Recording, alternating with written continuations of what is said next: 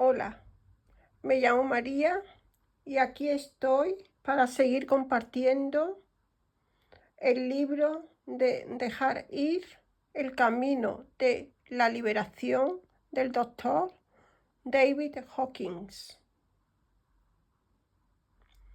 Tan solo requiero que estemos presentes, con una mente abierta, receptiva y un corazón dispuesto a amar, comprender, dar y recibir.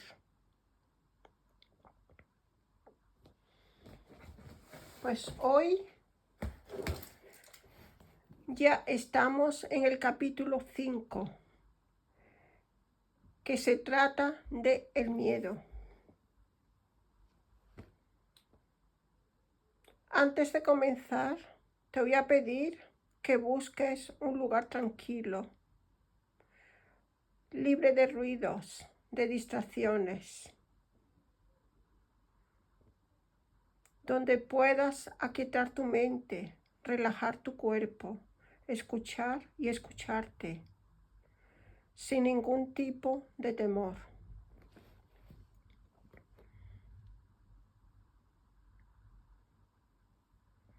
No hace falta que memorices nada.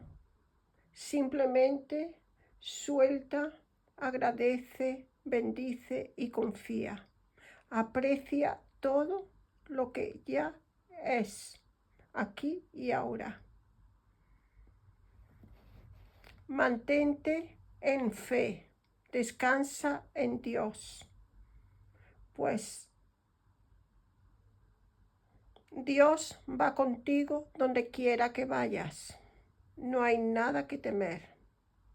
El miedo es simplemente una emoción. Y la vida está al otro lado del miedo. Vamos a aprender a bailar con el miedo y así desaparecerá de manera perfecta y bajo la gracia divina.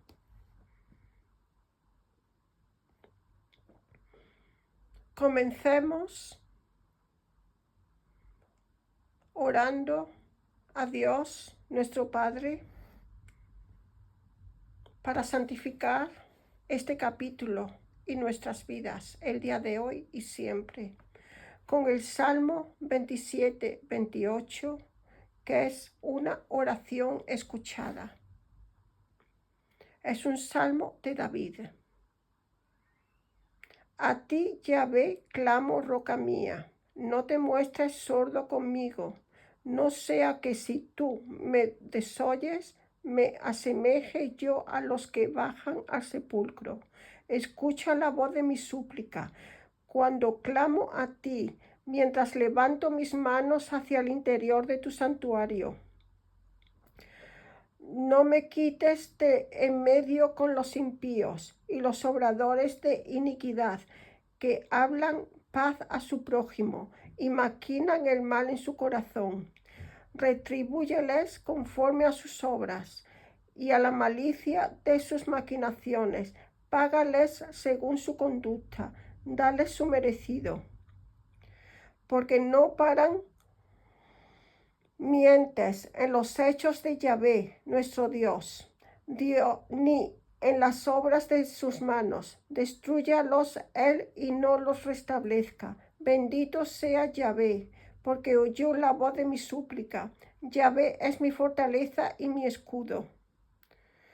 En él confío mi corazón y fui socorrido. Por eso mi corazón salta de gozo, alegría y júbilo, y lo alabo con mi cántico.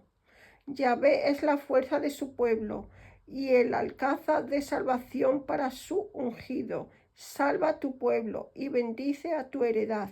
Apaciéntalos y condúcelos para siempre.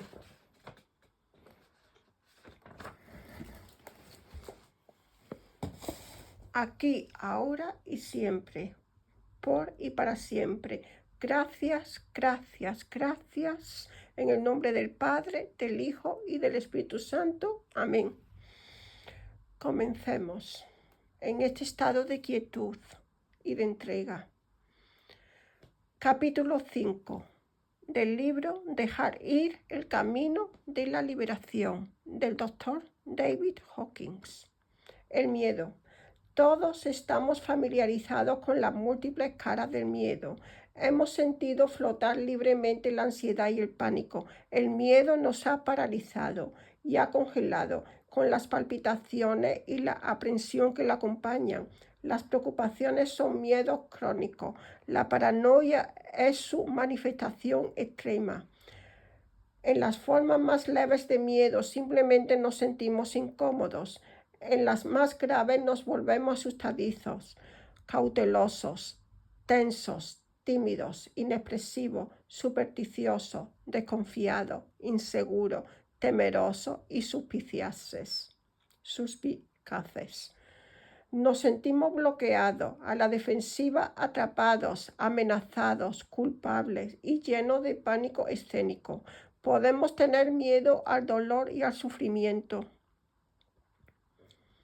a vivir, a amar, a la cercanía, al rechazo, al fracaso, a Dios, al infierno, a la condenación, a la pobreza, al ridículo y a la crítica, a estar atrapados, a la insuficiencia, al peligro, a la desaprobación, al aburrimiento, a la responsabilidad, a la toma de decisiones, a la autoridad, al castigo, al cambio, a la pérdida de la seguridad, a la violencia, a perder el control, a los sentimientos, a la manipulación, a ser descubiertos, a las alturas, al sexo, al estar solos y ser responsables y al propio miedo. Hay además otra causa de miedo de la que mucha gente es inconsciente. El miedo a las represalias. Este temor surge del deseo de esquivar, de devolver el golpe y atacar. Al soltar el miedo, dejarlo ir, a menudo dirigimos nuestra ira hacia el propio objeto del miedo. La voluntad de soltar el miedo y superarlo nos eleva al siguiente nivel, que es la ira. Al afrontar esta combinación de sentimientos, de miedo o ira y entregarlos, llegamos instantáneamente al orgullo y al coraje. El miedo a hablar en público. Un excelente experimento es soltar el miedo al propio miedo. Cuando dejamos de estar preocupados por el temor, nos damos cuenta de que solo es un sentimiento. De hecho, es mucho más tolerable que la depresión. Sorprendentemente, la persona que ha sufrido una depresión profunda de la bienvenida al resurgir del miedo. Es mejor sentir temor que desesperanza. Para entender cómo se refuerza a sí mismo, tenemos que examinar otra de las leyes de la conciencia. Lo que uno mantiene en su mente tiende a manifestarse. Cualquier pensamiento que alberguemos de manera consistente en la mente y al que demos energía tenderá a manifestarse en nuestra vida. Por lo tanto, el miedo engendra pensamientos temerosos. Cuanto más mantengamos estos pensamientos en la mente, más probablemente ocurra el suceso temido, lo que a su vez refuerza el miedo. Cuando era médico residente sentía miedo a hablar en público. En cuanto pensaba en ponerme de pie delante de mis colegas para presentar el caso de una paciente, la voz me fallaba de puro susto. Al mantener este miedo, como era inevitable, surgió la situación de tener que presentar un caso en una reunión del personal. Después de leer algunos párrafos del historial clínico, mi voz comenzó a fallar y a debilitarse, y finalmente desapareció. El miedo que tenía en mi mente se hizo realidad y por supuesto eso reforzó mi temor a hablar en público y provocó apatía con respecto a ello. A partir de entonces, durante muchos años, operó el sistema de creencias limitante. No puedo hablar en público, no soy orador. Evité todas y cada una de las ocasiones para hablar, con la consiguiente pérdida de autoestima, anulación de actividades y limitación de metas vocacionales. A medida que pasaban los años, el miedo tomó otra forma. El sistema de creencia pasó a ser: no quiero hablar porque podría ser un orador aburrido. Por último, surgió una ocasión en la que era necesario hablar en una reunión pública. Tuve la oportunidad de sentarme y encontrar el coraje para enfrentar el miedo. Mi diálogo interior era: ¿qué es lo peor que podría suceder? Bueno, podría ser terriblemente aburrido. Esto trajo a la mente todos los discursos aburridos que habían dado los demás. Y entonces pude aceptar que en realidad un discurso aburrido es algo común y ciertamente no es el fin del mundo. Abandoné la soberbia y la vanidad que se escondían tras ese miedo. Sí, podía suceder que el discurso fuera terriblemente aburrido. Finalmente llegó el día fatídico. Había escrito un documento y solo necesitaba leerlo. Sí, habría sido mucho más interesante improvisar, pero cómo iba a hacerlo y cómo había reconocido y aceptado el miedo, escribí el discurso con anterioridad. Llegó el momento de subir al podio. A pesar del miedo y de leer el discurso en un tono de voz plano, logré la hazaña. Después, algunos amigos me dijeron: técnicamente ha sido un buen discurso, pero chico, sin duda ha sido aburrido. Sin embargo, a mi yo interior no le importaba. Estaba entusiasmado por haber tenido el coraje y la aceptación necesarios para enfrentar la situación. El hecho de que hubiera sido aburrido era irrelevante. Lo importante era lo que había hecho. Mi autoestima aumentó por haber superado el miedo y la inhibición. Ya no tenía que evitar las charlas. De hecho, desarrollé el hábito de comenzar todas las presentaciones con una advertencia al público: soy uno de los oradores más aburridos del mundo y de hecho puedo ser bastante tedioso. Sorprendentemente, esto provocaba la risa de la audiencia. Esas risas significaban la aceptación de nuestra humanidad común, por lo que los temores desaparecían. Descubrí que el humor es valioso para hablar en público. Es una manera de ser uno con la audiencia y de descubrir su compasión. Una vez que nos unimos a ellos en la compasión, podemos sentir su aliento y su ánimo. Los amamos por aliviar el miedo y por aceptarnos, y ellos nos aman por hacer algo que ellos también temen. Cuando se realiza esta evolución de los niveles de la emoción, se disfruta de hablar en público. Nos damos cuenta de que una parte de la mente puede ser muy divertida cuando se presenta la ocasión. Con el tiempo y la completa entrega, dejé de leer discursos preparados y empecé a improvisar. Con la experiencia, mis discursos fueron mejorando, lo que dio lugar a nuevas invitaciones a dar conferencias. Aparecí en programas de televisión y otros medios de comunicación nacionales. Hay un largo recorrido entre ser demasiado miedoso para leer la historia de un caso delante de unos pocos pasantes y disfrutar de hablar ante millones de espectadores en una cadena de televisión en el show de Barbara Walters.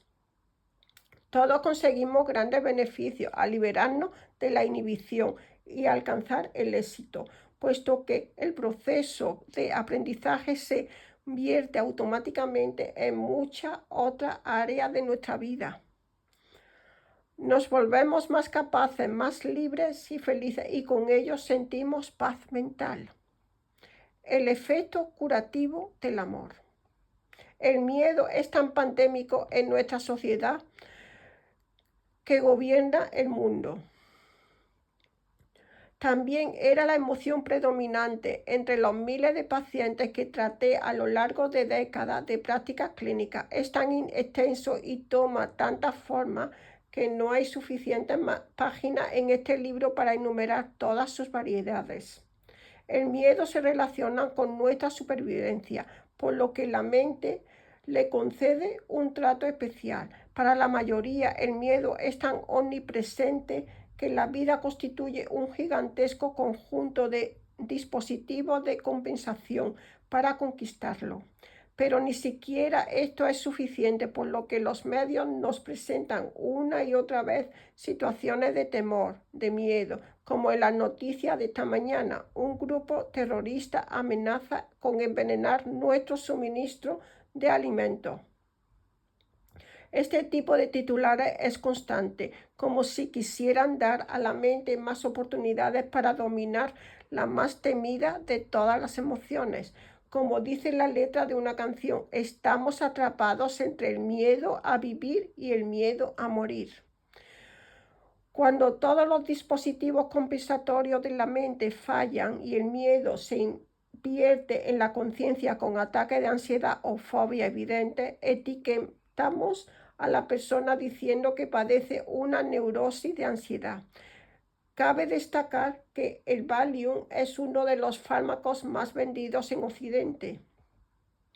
Los miedos tienden a aumentar. Así, el típico paciente con fobias muestra una extensión progresiva del miedo a cada vez más ámbitos de su vida, lo que restringe más su actividad y en casos severos lo conduce a una inmovilización total. Este fue el caso de una paciente llamada Betty. Betty tenía 34 años, pero parecía mucho mayor porque estaba delgada y demacrada.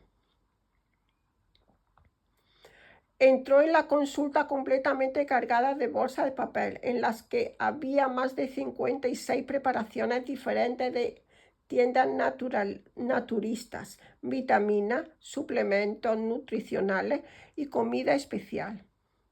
Su miedo había comenzado como una fobia a los gérmenes y pronto todo a su alrededor parecía estar contaminado por ellos. Su miedo a contraer enfermedades contagiosas había evolucionado hacia el miedo al cáncer. Creía cada historia terrible que leía, de modo que temía consumir casi cualquier alimento. Tenía miedo del aire que respiraba y de que la luz del sol entrara en contacto con su piel. Llevaba ropa blanca porque tenía miedo de los tintes textiles. En la consulta no se sentaba porque tenía miedo de que la silla pudiera estar contaminada. Cada vez que necesitaba una receta pedía que fuera escrita en un talonario de recetas que no hubiera sido tocado. Además quería arrancar la página del talonario ella misma. No quería que yo la tocara por si portaba los gérmenes del último paciente al que le había dado la mano. Llevaba guantes blancos en todo momento. Me pidió ser tratada por teléfono, ya que tenía demasiado miedo como para volver a hacer el viaje a la consulta. A la semana siguiente por teléfono me dijo que llamaba desde su casa porque ahora tenía miedo de salir a la calle. Temía a los ladrones, a los violadores y a la contaminación del aire. Al mismo tiempo tenía miedo a empeorar si se quedaba en la cama. Y para agravar todos sus otros temores temía estar perdiendo la cabeza. La preocupaba que la medicación no la ayudara y que pudiera tener efectos secundarios. Pero la preocupaba no tomarla por miedo a no mejorar. Pero ahora tenía miedo de ahogarse con las píldoras y había dejado de tomarlas, incluso las de herbolario. Sus temores eran tan paralizantes que cada acción terapéutica quedaba totalmente bloqueada. No me permitía hablar con su familia. Tenía miedo de que se enteraran de que estaba visitando a un psiquiatra y pensaran que estaba loca. Yo estaba totalmente desconcertado y atormenté mi cerebro durante semanas pensando cómo podía ayudarla. Al final lo dejé ir. Experimenté el alivio de la entrega total. Y me dije, no hay absolutamente nada que yo pueda hacer para ayudarla. Lo único que me queda por hacer es amarla. Y eso fue lo que hice. Solo pensaba en ella con amor y con frecuencia le enviaba pensamientos cariñosos. Le di todo el amor que pude cuando hablamos por teléfono. Y finalmente, después de un par de meses de terapia de amor, ella mejoró lo suficiente como para venir a la consulta.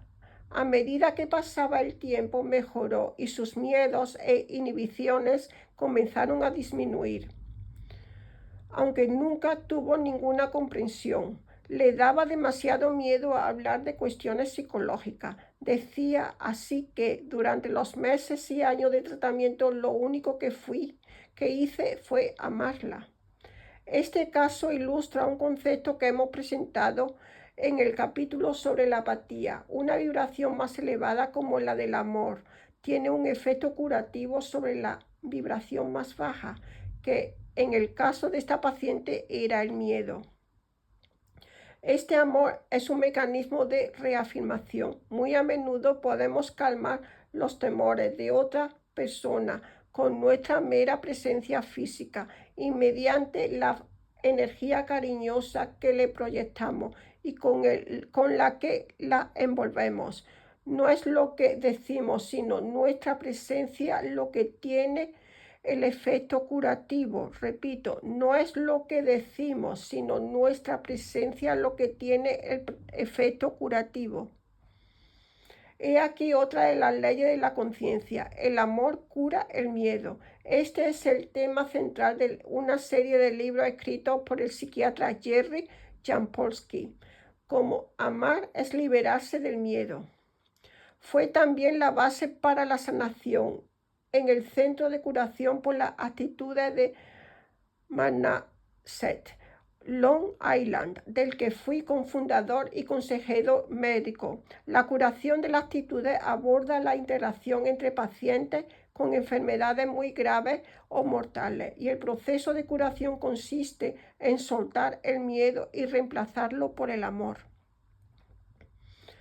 Ese es el mismo mecanismo de curación demostrado por los grandes santos y sanadores iluminados, cuya mera presencia tiene el poder de curar debido a la intensa vibración de amor que irradian. Este poder sanador, que es la base de la curación espiritual, también se transmite por los pensamientos amorosos. Multitud de personas a lo largo de la historia se han curado únicamente con este tipo de amor. A la Madre Teresa se le atribuye la curación de un gran número de personas por este mismo mecanismo del amor incondicional y la presencia iluminada. A quienes no están familiarizados con las leyes de la conciencia, este tipo de curas les parece milagroso. Pero para los que las conocen se trata de fenómenos comunes y esperables. Los niveles elevados de conciencia por sí mismos son capaces de sanar, transformar e iluminar a otros. El valor del mecanismo de la entrega consiste en que, al soltar las barreras al amor, la capacidad de amar aumenta progresivamente y la energía amorosa tiene la capacidad de sanarnos y sanar a los demás. El único inconveniente de este tipo de curación es que suele mantenerse mientras se está próximo a una persona capaz de irradiar altos niveles de amor, pero la enfermedad vuelve cuando se deja de estar en su presencia, a menos que el propio enfermo haya aprendido a elevar su nivel de conciencia. Bueno, podría decir, si envías amor y pensamientos de amor, tiene tal poder sanador. ¿Por qué los hospitales están llenos de enfermos con familias solícitas? ¿Por qué el amor de la familia no cura al paciente? La respuesta está en el tipo de pensamientos que la familia envía al paciente. Si los examinas, verás que son principalmente pensamientos de angustia y miedo, acompañados de culpa y ambivalencia. Podríamos imaginar el amor como la luz del sol y los pensamientos negativos como las nubes. Nuestro yo superior es como el sol, pero todos los pensamientos negativos, las dudas, los miedos, los enfados y los resentimientos atenúan esa luz que al final llega a través de ellos muy debilitada. Jesucristo, quien dijo que todos nosotros por la fe tenemos potencialmente el poder de curar, el santo o la persona de conciencia elevada es por definición alguien que ha eliminado las nubes de la negatividad e irradia completamente el poder curativo del sol. Esa es también la razón por la que los santos tienen tal poder magnético que atrae multitudes. Por ejemplo, en el cumpleaños del fallecido santo indio Sri Ramana Maharishi, había 25.000 personas de pie bajo el sofocante sol tropical, hombro con hombro, como un solo hombre, para celebrar su presencia y desearle lo mejor. A medida que abandonamos sistemáticamente nuestros temores y resistencia y los entregamos, la energía atada al miedo se vuelve disponible para brillar como energía de amor. Por tanto, el amor incondicional tiene el máximo poder, que es el poder de los santos famosos. El amor condicional también es el poder de la madre y el padre, cuya presencia es esencial para el aprendizaje del amor en los niños mientras crecen. Sigmund Freud observó que lo más afortunado que nos puede pasar es ser hijos predilectos de nuestras madres. ¿Qué pasa con aquellos que no tuvimos la feliz experiencia de ser rociados con un amor incondicional mientras crecíamos? Existe la creencia generalizada de que si no tuvimos esta experiencia, de alguna manera estamos lisiados o con cicatrices perennes. En realidad no es así. Una persona que ha experimentado mucho amor en sus primeros años de vida tiene menos miedo y un comienzo favorable, pero el amor es inherente a todo. Por la naturaleza misma de nuestro ser y por la de la energía vital que fluye a través de nosotros y nos capacita para respirar y pensar, todos tenemos el mismo nivel de vibración del amor. Si al buscar en nosotros vemos que hemos permitido que amplios temores bloqueen la experiencia de nuestra propia naturaleza, podemos redescubrir el amor utilizando el mecanismo de entrega y soltando las nubes de negatividad. Al redescubrir este amor en nuestro interior, encontramos la verdadera fuente de la felicidad. Apoderarse de la sombra. Uno de los bloqueos que impide el desarrollo emocional es el miedo, a lo que se encuentra sepultado en el inconsciente. Carl Jung llamó la sombra a esa zona que no estamos dispuestos a ver y de la que no queremos apropiarnos. Dijo que el yo no puede ser sano y pleno a menos que se vea y se reconozca la sombra. Esto significa que sepultado dentro de cada uno en lo que Jung llamó el inconsciente colectivo está todo lo que no gusta admitir sobre uno mismo.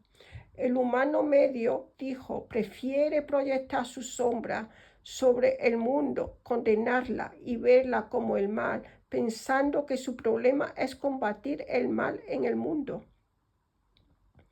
En realidad, el problema no es otro que reconocer la presencia de tales pensamientos e impulsos en uno mismo. Al reconocerlos, se vuelven silenciosos y ya no nos dominan inconscientemente. Al examinar nuestro miedo a lo desconocido, que en realidad son temores a lo que hay en las profundidades del inconsciente, es útil tener sentido del humor. Una vez vista y reconocida, la sombra ya no tiene ningún poder. De hecho, solo nuestro miedo a esos pensamientos e impulsos les da algún poder. Cuando nos familiaricemos con nuestra sombra, ya no tendremos que proyectar nuestros temores sobre el mundo y se evaporarán rápidamente. Y pregunto, ¿por qué son tan atractivas las interminables series de televisión que retratan de todo tipo de delitos? El atractivo se debe a que se representan en la pantalla, donde no hay peligro. Toda la fantasía inconsciente y prohibida de la propia psique. Cuando estemos Cuando estamos dispuestos a ver las acciones de la pantalla en nuestras propias mentes, donde realmente se originan, la atracción de ese entretenimiento desaparece. Las personas que han reconocido el contenido de su propia sombra no tienen ningún interés en el crimen, la violencia, ni los terribles desastres. Uno de los obstáculos para familiarizarse con los temores de la propia mente es el miedo a las opiniones de los demás. El deseo de aprobación recorre nuestra mente en una fantasía constante. Nos identificamos con las opiniones de los demás, incluyendo las figuras de autoridad, de tal manera que las escuchamos como nuestra propia opinión sobre nosotros. Al analizar los miedos, es bueno recordar que Carl Jung consideró que este almacenamiento de lo prohibido dentro de la sombra es una parte del inconsciente colectivo. Esta expresión indica que todos tenemos estos pensamientos y fantasías. No hay nada singular en ninguno de nosotros en cuanto a nuestra manera de simbolizar las emociones. Secretamente todo el mundo alberga temor a ser tonto, feo, antipático y fracasado. La mente inconsciente no está bien educada, piensa en conceptos vulgares. Cuando piensa la frase muerte al vagabundo, el inconsciente quiere decir eso literalmente. Mira profundamente dentro de ti mismo la próxima vez que alguien interrumpa el tráfico e imagina lo que realmente le harías a esa persona si fuera estrictamente honesto contigo mismo y no censuraras las imágenes que te vienen a la mente. ¿Te gustaría echarlo de la carretera? No. Pulverízalo. Tirarlo al precipicio. No es cierto. Así es como piensa el inconsciente. El sentido del humor es útil porque una vez que nos fijamos en estas imágenes resultan cómicas. No hay nada malo en ellas. Simplemente el inconsciente trata las imágenes así. No quiere decir que seas una mala persona ni que seas un criminal en potencia. Solo significa que has conseguido ser honesto y afrontar cómo actúa la mente animal humana a este nivel. No tiene sentido ser melodramático, autocrítico o trágico en relación con esto. El inconsciente es grosero e incivilizado. Mientras tu intelecto hacía el bachillerato, tu inconsciente permaneció en la selva, donde todavía salta de árbol en árbol. Al observar las sombras no conviene ser remilgado o aprensivo.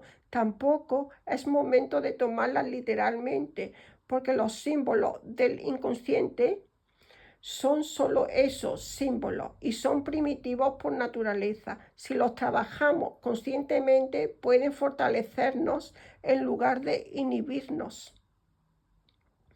Se necesita mucha energía para mantener sepultada la sombra y reprimir los múltiples miedos. El resultado es que nuestra energía se agota. En el nivel emocional, esto se expresa como una inhibición de la capacidad de amar. En el mundo de la conciencia, lo semejante atrae a lo semejante, por lo que el miedo solo atrae más miedo, e igualmente cierto es el amor atrae amor. Cuanto más miedo tengamos, más situaciones temibles atraeremos a nuestras vidas. Cada miedo exige energía adicional para crear un dispositivo de protección. Así, al final, toda nuestra energía se consume en medida defensiva. La voluntad de observar el miedo y trabajar con él hasta liberarnos aporta recompensas inmediatas. Cada uno de nosotros almacena dentro de sí cierta cantidad de miedo, suprimido y reprimido. Este miedo se vierte en todos los ámbitos de la vida, colorea todas nuestras experiencias, mengua la alegría de vivir y se refleja en la musculatura del rostro, de manera que afecta a nuestro aspecto, fortaleza física y estado de salud. El miedo crónico suprime gradualmente las funciones del sistema inmunológico. La prueba kinesiológica demuestra al instante que un pensamiento temeroso causa una importante reducción de la fuerza muscular y trastorna el flujo de energía de los meridianos a los órganos vitales del cuerpo. Aunque sabemos que es totalmente perjudicial para nuestras relaciones, salud y felicidad, nos aferramos al miedo. ¿Por qué? Tenemos la fantasía inconsciente de que el miedo nos mantiene con vida y esto se debe a que está asociado a todos los mecanismos de supervivencia.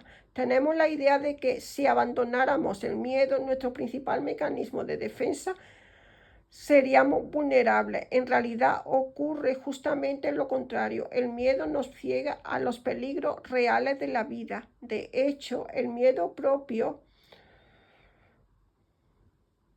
es el mayor peligro al que se enfrenta el cuerpo. El miedo y la culpa provocan la enfermedad y el fracaso en cada área de nuestras vidas. Podemos comprender y emprender las mismas acciones protectoras con el amor y no con el miedo. No podemos cuidar nuestros cuerpos porque los apreciamos y valoramos, en lugar de por miedo a la enfermedad y a la muerte. No podemos estar al servicio de los demás por amor y no por miedo a perderlos. No podemos ser amables y corteses con los extranjeros porque nos preocupamos por nuestros semejantes en lugar de por temor a perder su buena opinión sobre nosotros.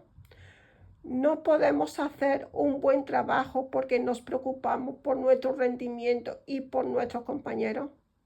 No podemos realizar bien nuestro trabajo porque nos preocupamos por los destinatarios de nuestro servicio en lugar de por miedo a perder el empleo o para perseguir nuestra ambición. No podemos lograr más por cooperación que por la competencia temerosa. No podemos conducir con cuidado porque tenemos un gran respeto por nosotros mismos y cuidamos nuestro bienestar y el de los que nos aman y no por miedo a un accidente. En un nivel espiritual, ¿no sería más eficaz cuidar a los demás seres humanos por compasión e identificación con ellos, en lugar de tratar de amarlos por miedo al castigo divino? La culpa. Una forma particular de miedo es la culpa. Siempre está asociada a una sensación de injusticia y castigo potencial, sea real o producto de la fantasía. Si no recibe el castigo del mundo exterior, se expresa como un autocastigo emocional.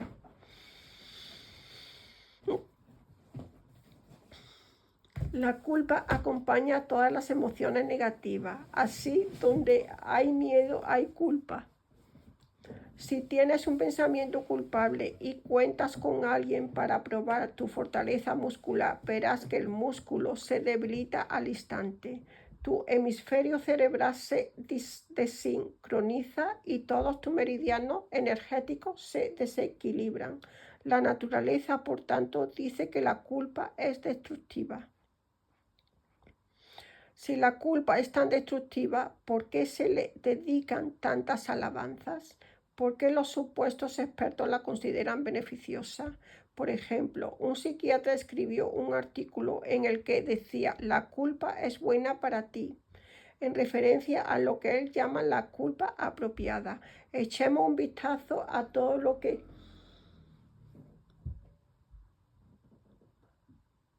realmente rodea la culpa y veamos si estamos de acuerdo o no.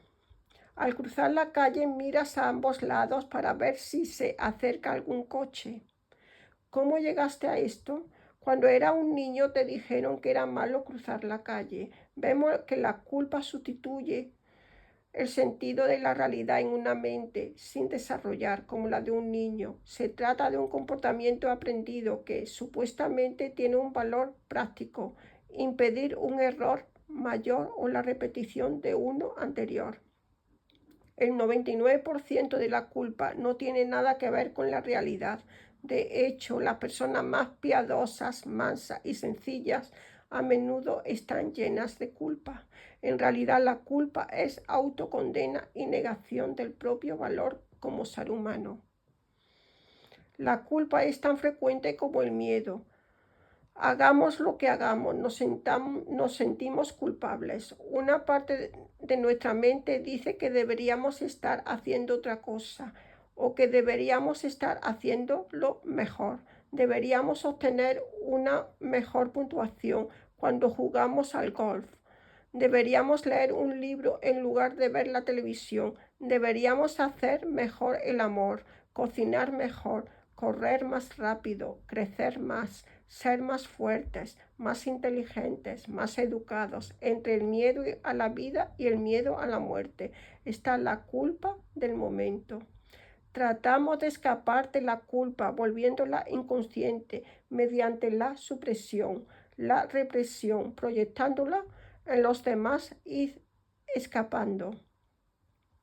Sin embargo, ser inconsciente de la culpa, represión no la resuelve. La culpa reaparece en forma de autocastigo a través de accidentes, mala fortuna, la pérdida del puesto de trabajo o las relaciones. Los trastornos físicos y enfermedades, el cansancio, el agotamiento y las múltiples formas que la mente inventa para catalizar la pérdida del placer, la alegría y la vitalidad. La culpa representa la muerte, tal como el amor representa la vida. La culpa es parte del pequeño yo y subyace a nuestra voluntad de creer cosas negativas con respecto a nosotros mismos. Un comentario negativo de alguien cercano destruye inmediatamente la felicidad y la alegría del día. Probablemente sin la culpa no existiría la enfermedad física. La culpa es la negación de nuestra inocencia intrínseca. ¿Por qué nos seduce tanta basura? ¿No es por nuestra misma inocencia? ¿No será porque a medida que crecimos confiamos en que lo que los demás nos decían era verdad? E incluso hoy todavía confiamos en que los demás nos dicen la verdad. ¿No será que hemos comprado un montón de mentiras y estamos dispuestos a comprar otro montón por ingenuidad e inocencia? ¿No será esa misma inocencia interior la razón de que podamos ser explotados? De hecho, si miramos en lo más profundo de nosotros mismos, ¿no es nuestra inocencia la razón de que nos creamos culpables? Por inocencia hemos adquirido toda la negatividad del mundo y le hemos permitido acabar con nuestra vitalidad, destruir nuestra conciencia de quiénes somos realmente y vendernos a la patética pequeñez a la que nos hemos acomodado. En nuestra inocencia e indefensión de recién nacidos, sin discernimiento, fuimos programados como ordenadores. Ver esto significa hacerse consciente. Oímos hablar de los programas de toma de conciencia y de los seminarios para expandir la conciencia. ¿Qué quiere decir esto? Obtener algunas fórmulas complicadas, dejarnos programar por la idea de otros sobre la verdad mística. La mayoría de los programas sobre la conciencia se reducen a este punto esencial. Darse cuenta de lo que estamos comprando, de lo que aceptamos diariamente. Echemos un vistazo a lo que ya está programado en nosotros y comencemos a cuestionarlo, desarmarlo y soltarlo. Despertemos y liberémonos de ser explotados y esclavizados por la programación negativa del mundo. La veremos tal como es.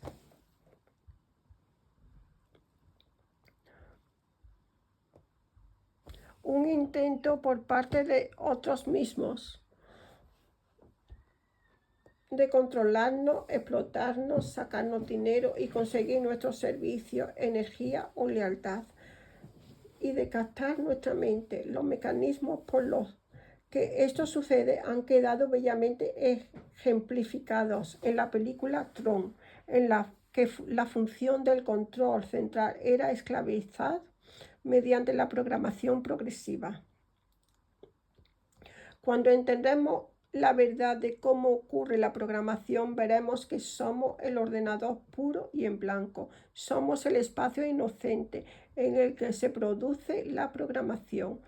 Cuando nos demos cuenta de todo esto, nos enfadaremos, pero la ira es mejor que la resignación, la apatía, la depresión y el dolor. Significa tomar las riendas de nuestra mente en lugar de entregarlas a la televisión, a los periódicos, las revistas, los vecinos, las conversaciones en el metro, las observaciones casuales de la camarera, la basura interior y exterior.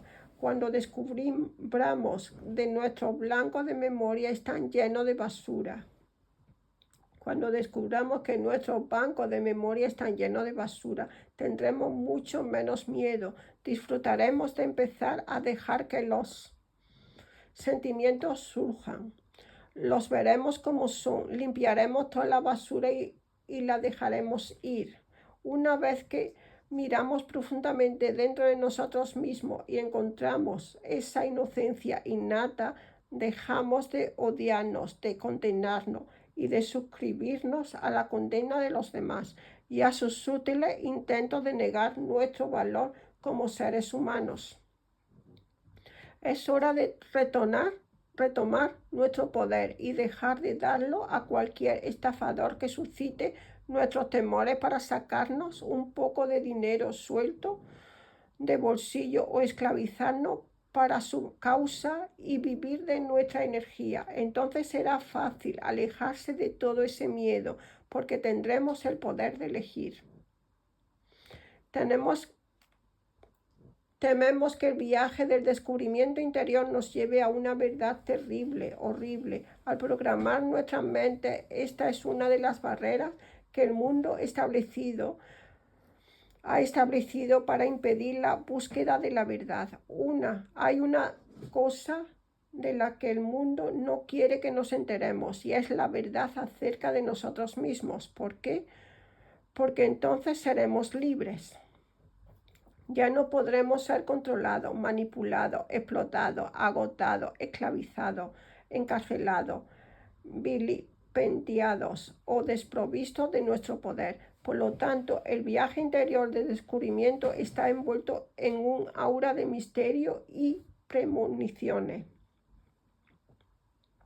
¿Cuál es la verdad acerca de este viaje? La verdad es que a medida que avancemos hacia el interior y descartemos una ilusión tras otra, una mentira tras otra, un programa negativo tras otro, nos volveremos más y más ligeros.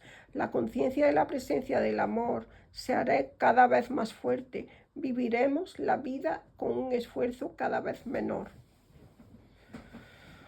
Desde el principio de los tiempos, los grandes maestros han dicho que hay que mirar adentro y encontrar la verdad, porque la verdad de lo que realmente somos nos hará libres. Si lo vamos a encontrar dentro de nosotros fuera algo de lo que sentirnos culpables, algo podrido, malo y negativo, no nos habrían aconsejado mirar ahí todos los maestros del mundo.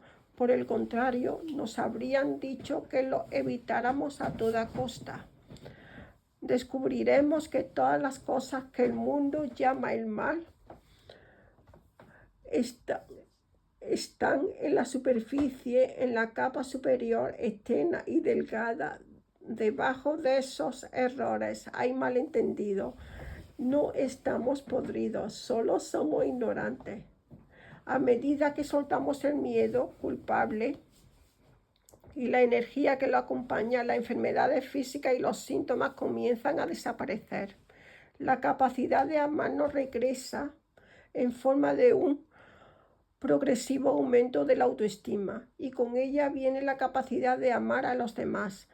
La liberación de la culpa desencadena una renovación de la energía vital. Esto puede observarse dramáticamente en muchas personas que se convierten a través de la experiencia religiosa. La repentina liberación de la culpa por medio del mecanismo del perdón es responsable de miles de recuperaciones de enfermedades graves y avanzadas. Es irrelevante si estamos o no de acuerdo con el concepto religioso. Lo importante es que al alivio de la culpa lo acompaña un resurgir de la energía vital, el bienestar y la salud física. Cuando se trata de sanar y aumentar la salud emocional, vale la pena ser paranoico. Nos volvemos conscientes de todos los traficantes de culpas que ha habido en nuestra vida y de sus deletéreas influencias. Podemos preguntarnos si no lograríamos la misma motivación o comportamiento a partir del amor y no del temor y la culpa. ¿Es la culpa la única razón por la que no apuñalamos a nuestro prójimo? No podríamos negarnos a apuñalar a nuestro semejante porque lo amamos y cuidamos de él como un ser humano intrínsecamente inocente que lucha por crecer, pero que comete errores en el camino de la misma manera que los cometemos nosotros. Seguiríamos más eficazmente las enseñanzas religiosas, cualquiera que sean, si lo hiciéramos por amor y aprecio en lugar de por culpa y miedo. Podemos preguntarnos para qué necesitamos la culpa, qué servicio podemos tener de ella. Somos tan miserables y estúpidos que solo nos portamos bien por la culpa. Somos tan inconscientes. No es posible que la consideración por los sentimientos de los demás reemplace la culpa como motivación para una conducta humana apropiada. Al examinar estas cuestiones y analizar sus orígenes sociales, vemos que la Edad Media está lejos de haber terminado. La Inquisición se ha limitado a adoptar formas nuevas y sutiles de crueldad.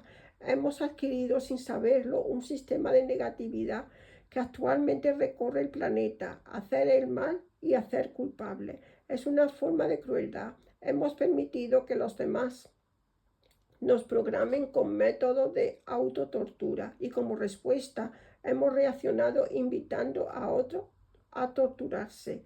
No hemos permitido ser manipulados por la culpa y ahora le damos la vuelta y usamos ese mismo mecanismo para tratar de explotar y controlar a otros.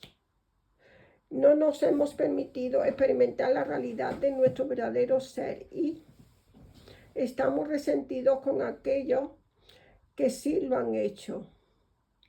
Nos ofende su vitalidad en las áreas en las que nos sentimos discapacitados. Esta verdad aleccionadora queda plasmada en la historia de un hombre que caminaba por la playa y se encontró con un pescador con un cubo lleno de cangrejos. El hombre le dijo al pescador: más vale que tapes el cubo o se saldrán los cangrejos. No, dijo el sabio y el viejo pescador, no hay necesidad de cubrirlos. Mira, cuando un cangrejo llega a lo alto del cubo para salir, los otros lo agarran y tiran de él. A medida que sigamos soltando y nos sintamos cada vez más ligeros y más libres, veremos que, por desgracia, la naturaleza del mundo es como la del cubo de cangrejos y entonces la amplitud de su negatividad se hará evidente. Cuando volvamos totalmente conscientes de la mercancía que nos han vendido, repito, cuando nos volvamos totalmente conscientes de la mercancía que nos han vendido, es muy probable que sintamos ira y un fuerte deseo de liberarnos de las ataduras de la negatividad. Que así sea. Gracias, gracias, gracias, en el nombre del Padre, del Hijo y del Espíritu Santo. Amén.